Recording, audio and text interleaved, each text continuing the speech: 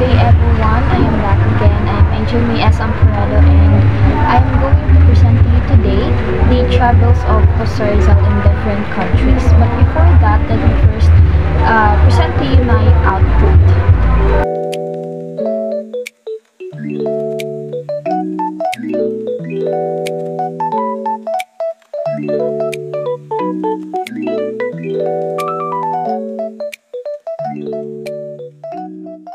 Let's start on May 1, 1882. So, noong May 1, 1882, nagsulat ng letter si Rizal, a farewell letter para sa kanyang mga kaibigan at sa kanyang pamilya.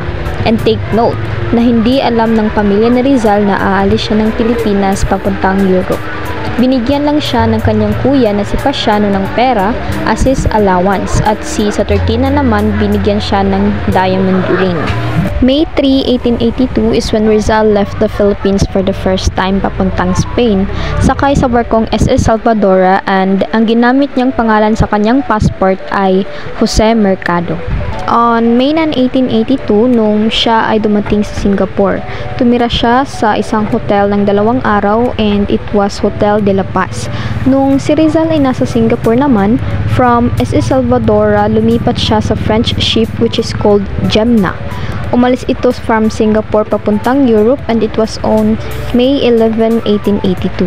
On June 16, 1882 at 12 noon, nakarating na sa Spain si Rizal which specifically sa Barcelona and he boarded in Forda de España.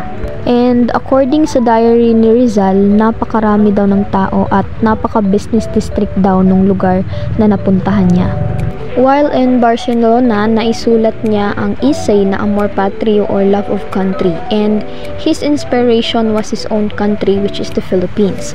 According to historian, homesick daw si Rizal at namimiss daw niya ang kanyang pamilya. Also considering the fact na hindi alam ng parents niya yung naging desisyon niyang pumunta sa ibang bansa para ituloy ang kanyang pag-aaral at makapag-specialized in the field of medicine. So, try to imagine, no? Baguhan pa lang si Rizal sa ibang bansa pero nakapag-venture na siya, nakapagsulat at nakikipag-deal na siya sa mga publication houses and that's how good he is as a writer. It was on September 2, 1882 when Rizal moved from Barcelona papuntang Madrid kasi nandun yung school na gusto niyang pasukan to continue his medical studies. And nag-enroll siya noong November 3, 1882 sa Universidad Central de Madrid. 2 course ang kanyang in-enrollan, the medicine and philosophy and letters. Natapos ni Rizal yung kanyang pag-aaral sa medisina noong June 1884 kung saan nabigyan siya ng licentiate in medicine. And the following year, naipasa niya ang lahat ng kanyang subject para mabigyan siya ng titulong Doctors of Medicine. But unfortunately, hindi niya agad nakuha yung titulo niya as a doctor for he wasn't able to pay corresponding fees. Moving on, at February 1, 1886, umalis si Rizal ng Paris papuntang Germany at nakarating noong February 3, 1886 sa Heidelberg. At dito may nakilala na naman siya si Dr. Otto Becker, isa siyang German ophthalmologist kung saan nakapagtrabaho raw si Rizal under Dr. Becker's revision sa University Eye Hospital. Next is on June 27, 1887, nakarating si Rizal sa Rome na tinawag niyang the Eternal City and the City of the Caesars.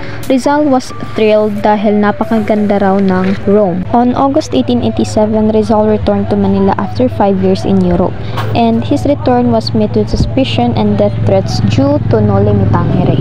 Kaya noong February 3, 1888 ay umalis na naman siya ng Pilipinas papunta Hong Kong. At noong February 8, 1888, nakarating na sa Hong Kong si Rizal at tinanggap siya ng mga kaibigang Pilipino sa Victoria Hotel.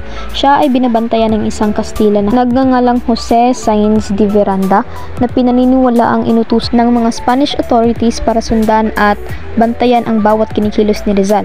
Nakarating si Rizal sa Yokohama, Japan noong February 28, 1888 at nagstay for 45 days. During his stay, pinag-aralan niya ang kultura at lingwahe sa Japan. Umalis ulit si Rizal sa Japan papuntang US noong April 13, 1888 para ipagpatuloy ang kanyang misyon para sa Pilipinas. He arrived in San Francisco noong April 28 and he admired America's progress and opportunities, ngunit nakakaroon raw dito ng kakulangan sa racial equality kung saan walang kapayapaan at kaligayahan by all races. He then arrived sa Madrid, Spain in early August 1890. He went there primarily to seek justice for his family and the other tenants in Calamba who were being persecuted and forcibly ejected from their lands by the dominant friars. Rizal went to Hong Kong in 1891 after finishing El Filibusterismo due to political disagreements with other Filipinos in Spain, and after Hong Kong, Rizal went to Europe in November 1891,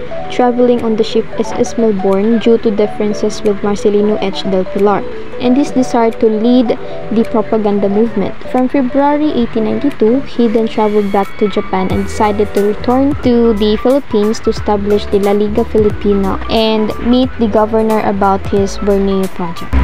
So that's all for today, and I hope we learned something from the travels of Rizal. And always remember that we should let go and learn. Bye!